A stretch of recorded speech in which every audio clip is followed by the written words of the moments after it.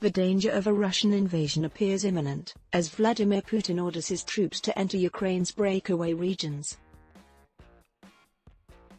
A DW takes a look at how it came to this point.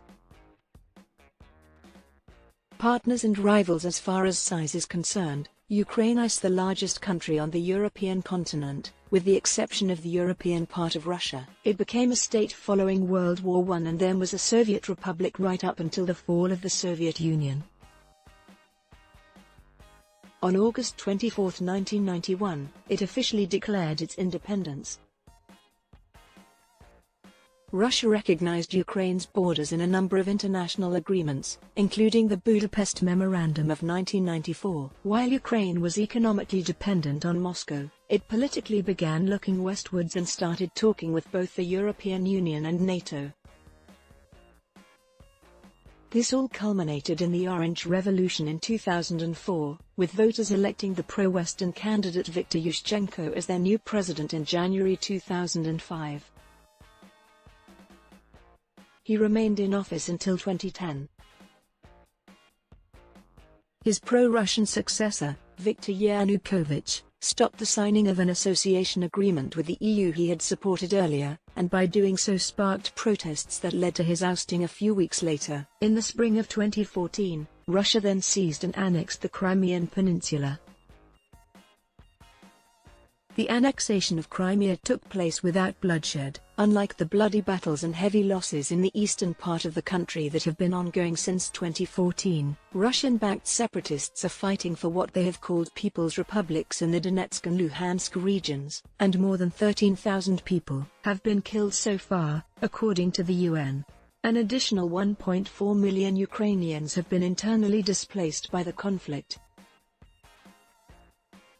In February 2015, France and Germany helped broker a ceasefire deal between Russia and Ukraine, known as the Minsk Agreement, Minsk II. That agreement, however, is currently on hold after more than 20 failed ceasefire attempts.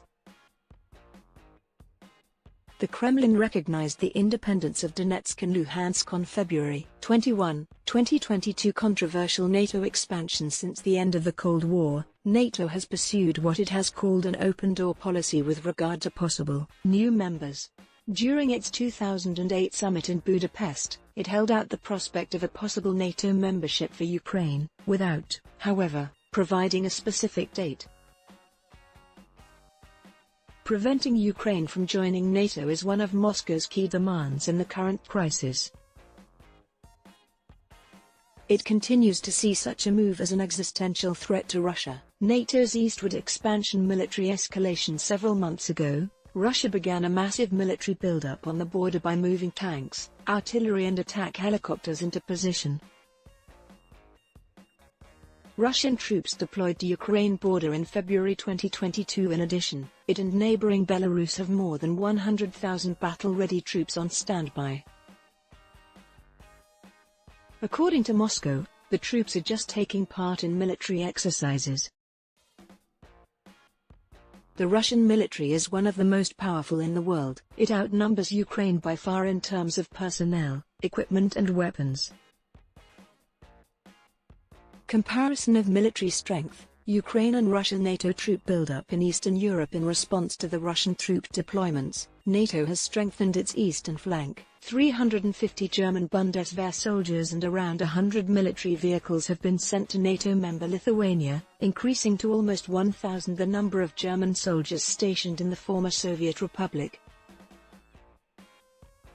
Germany has said it will not be sending offensive military equipment to Ukraine, unlike NATO members Poland, Great Britain and the United States. Despite warnings from Western countries, including Germany, that the Kremlin should not recognize the separatist regions in eastern Ukraine as sovereign, on February 21 Putin signed a decree recognizing the independence of both Luhansk and Donetsk. Later that evening, Moscow ordered its troops to enter the two breakaway regions. This article has been translated from German. It was originally published on February 16, 2022 and was updated on February 22 when the Kremlin recognized the independence of Donetsk and Luhansk. Adblock test. Why?